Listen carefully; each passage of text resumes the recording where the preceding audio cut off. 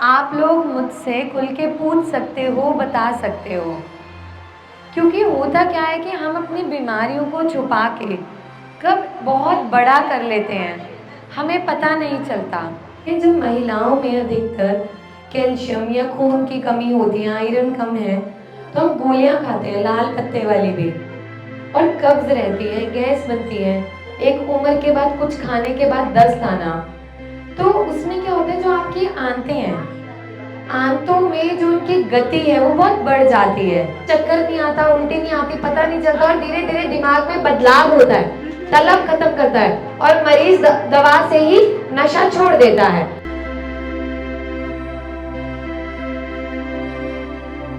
नमस्ते सभी को, कैसे हो?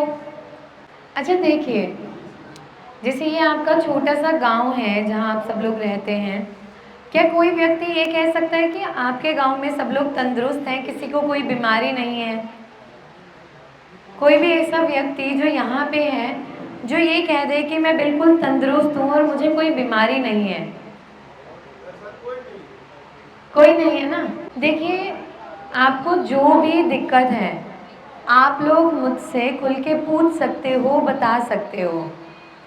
क्योंकि होता क्या है कि हम अपनी बीमारियों को छुपा के कब बहुत बड़ा कर लेते हैं, हमें पता नहीं चलता। तो आप लोग बताइए कि आपको क्या समस्या है। जैसे महिलाओं में माहवारी में दिक्कत होती है, बच्चादानी में गांठें हैं, हम बच्चादानी निकलवाते हैं, आपकी छोटी छोटी बच्चियां हैं, जैसे यहाँ बुजुर्ग महिलाएं हैं, इनमें अधिकतर का महीना बंद होगा या किसी की बच्चादानी नहीं होगी। तो कोई ऐसी समस्या है जिसमें आपको लगता है कि इसका समाधान हमें चाहिए? हम लोगों में दिक्कत क्या है, यहाँ कितने लोग हैं जिनके घुटनों में दर्द रहता है हर समय? एक बार हाथ उठाइए जिनके घुटनों में दर्द रहता है। आप लोगों में।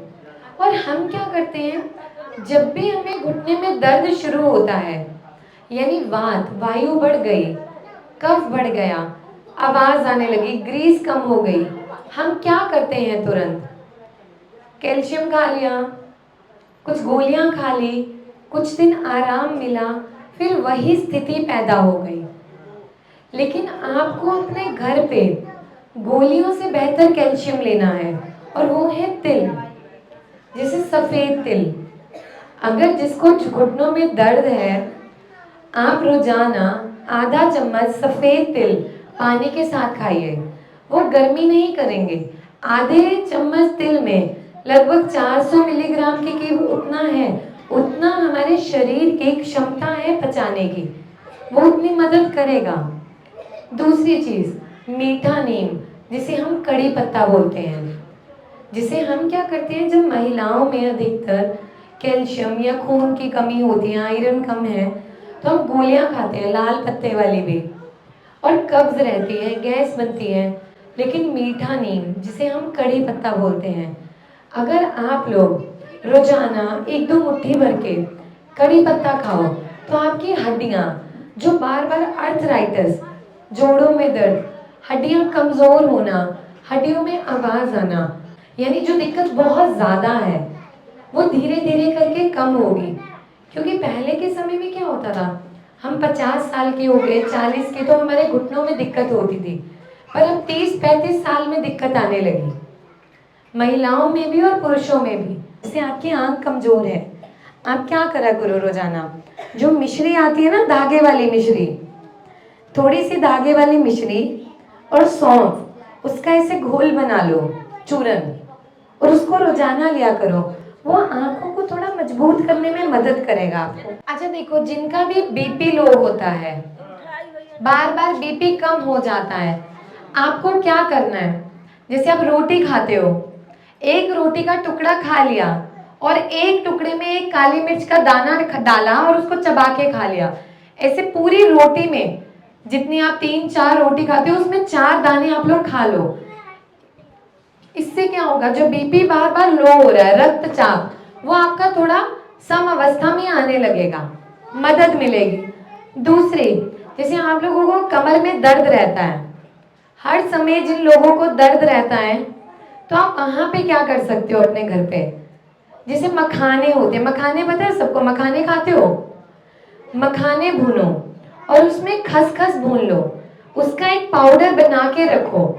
रोजाना एक एक चम्मच आधा कप दूध में सुबह शाम लो। वो आपकी हड्डियों को और नसों को मजबूती देगा, जिससे आपको धीरे धीरे करके आराम मिलेगा। जिनके सर में दर्द रहता है, जैसे यहाँ पे फड़फड़ाहट सी रहती है, तो आप क्या करो, 21 दिन तक लगातार सरसों के तेल की 4-4 बूंद अपने नाक में डालो। एक बूंद डाला, फिर ऐसे मल लिया, फिर एक बूंद डाला, मल लिया। ऐसे आप रोजाना 21 दिन तक करिए। उसमें आपको, अगर आप शुरुआती उनमें होंगे तो हो सकता है पूरा आराम मिल जाए, लेकिन अगर आधा अधूरा रहेगा तो आपको 50-60%, 70% इतना आराम मिल जाएगा।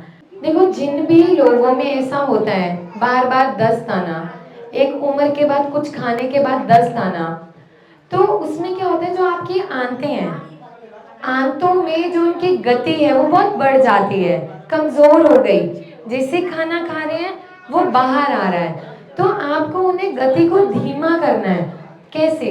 जैसे आप रोजाना सुबह उठते हैं तो कच्चा केला होता है ना, हरे वाला केला, एक टुकड़ा इतना केले का आप खा लीजिए और ऊपर से थोड़ा सा गुनगुना पानी पी लीजिए। ये जो बार बार दस्त आता है, बार बार मल आता है, उसमें आपको आराम मिलेगा। दूसरी चीज, धनिया, धनिया को भून के उसका पाउडर बना लो और शाम को सोने से पहले आधा चम्मच उस चूरन की फाकी मार लो और ऊपर से पानी पी। तो जो आपको 4-4, 5-5 बार दस्त आ रहे हैं, मुंह में जैसे कड़वाहट आना, बार बार उबाक आना, उसमें बहुत आराम मिलेगा। ये आप घर पे कर सकते हो, ठीक है।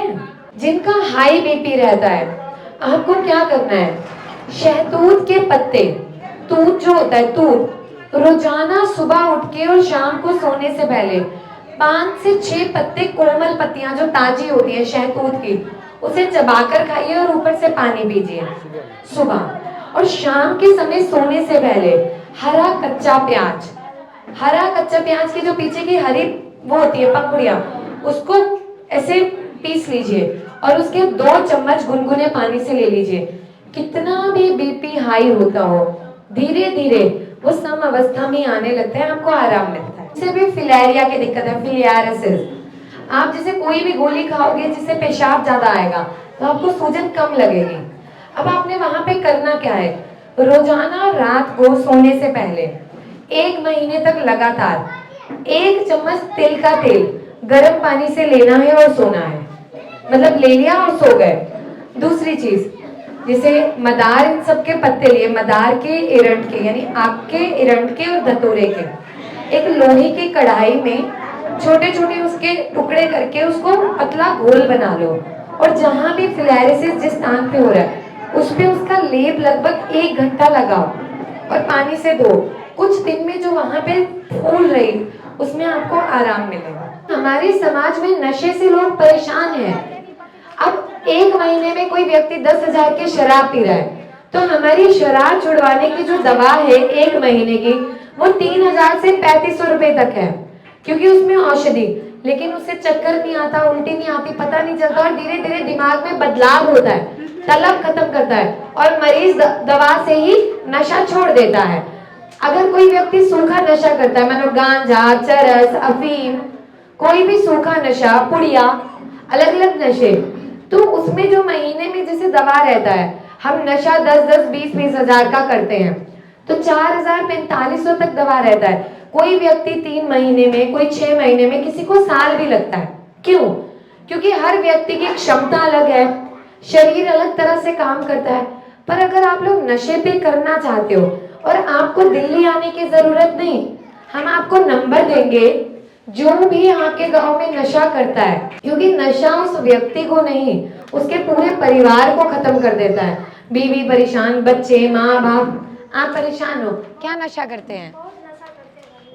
आपको मैं नंबर दूंगी, आप दवा मंगवाना, और जब ये दवा किसी मरीज को दो, उसे बताना नहीं है, उसे पता नहीं चलेगा, उल्टी आना, चेहरा लाल होना कुछ नहीं होगा और धीरे धीरे दिमाग से ही तलब खत्म होगी। अगर आपके गांव में महिलाओं को धात रोग, सफेद पानी की शिकायत है, सालों से सफेद पानी, क्योंकि वो हड्डियों को कमजोर करता है, महिलाओं में शारीरिक कमजोरी करता है।